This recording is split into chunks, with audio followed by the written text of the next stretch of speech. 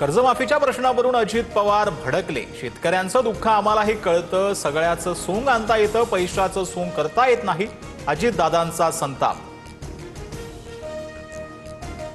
राज्यातील बळीराजावर आसमानी संकट, मुख्यमंत्री आणि दोन्ही उपमुख्यमंत्र्यांच्या बांधावर जात शेतकऱ्याला धीर। सोलापूरसह लातूर, धाराशिव, करमाळा, माढ्यातील पूरस्थितीचा आढावा। शेतकऱ्यांना सरसकट मदत करणार, पंचनाम्यावर कार्यवाही सुरू। ड्रोनसह मोबाईलमधील फोटोही पंचनाम्यासाठी मान्य करू, मुख्यमंत्री फडणवीसांची माहिती। मुख्यमंत्री फडणवीसांकडून सोलापुरात निमगाव आणि धारफळ गावात पाहणी।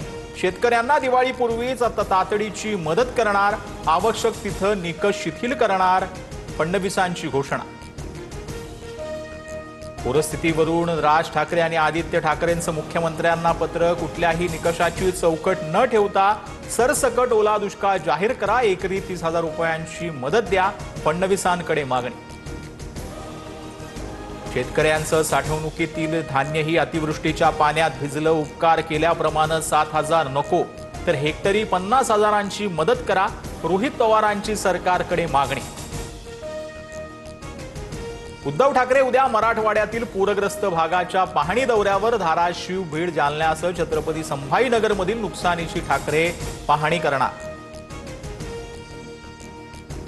खासदार सुप्रिया सुळेंची केंद्रीय कृषी मंत्री शिवराजसिंह चौहान यांच्यासोबत पूरस्थितीबाबत चर्चा।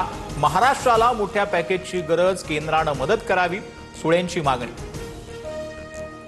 धाराशिवमधील पूरग्रस्तांना उपमुख्यमंत्री शिंदेंकडून मदतीचा हात, किटवर शिंदे आणि पालकमंत्री सरनाईकांचा फोटो तर दाढीचे फोटो लावून पूरग्रस्तांना मदत, हा निर्लज्जपणा, राऊतांची टीका। भाजपसह शिवसेना आणि राष्ट्रवादीचे मंत्री, आमदार, खासदार पूरग्रस्तांना मदत करणार, 1 महिन्याचा पगार मुख्यमंत्री सहायता निधीत जमा करणार। मंत्री आमदार नालायक असतील तर त्यांच्या सुद्धा सर्व गोष्टी बाहेर काढायच्या, पालघरमधील जनता दरबारादरम्यान गणेश नाईकांचं विधान। राज्यात उद्यापासून 29 सप्टेंबर पर्यंत दरम्यान 5 दिवस मुसळधार पावसाचा इशारा। मराठवाड्यातील काही भागात 27 सप्टेंबर रोजी पावसाची तीव्रता अधिक असणार। जालन्यात धनगर समाजाचा इशारा मोर्चा, अनुसूचित जमातीमध्ये समावेश करण्याची मागणी। भाजपचे आमदार भूषण पडळकरांची उपस्थिती।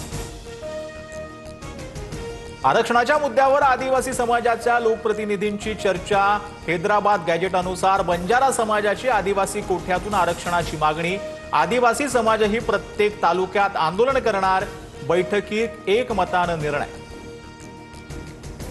नंदुरबारमध्ये आदिवासी तरुणाच्या हत्येप्रकरणी कारवाईसाठी संघटना आक्रमक, आंदोलकांकडून वाहनांची तोडफोड करत जाळपोळ, जमावाला पांगवण्यासाठी पोलिसांचा लाठीचार्ज। परिसरामध्ये सध्या तणावपूर्ण शांतता। डॉक्टर व्हायचं नसल्यानं 19 वर्षीय विद्यार्थ्याची गळफास घेत आत्महत्या। चंद्रपूरच्या नवर गावातील धक्कादायक प्रकार। नीटमध्ये 99.99% मिळाल्यानंतर MBBS प्रवेशाआधी जीवन संपवलं।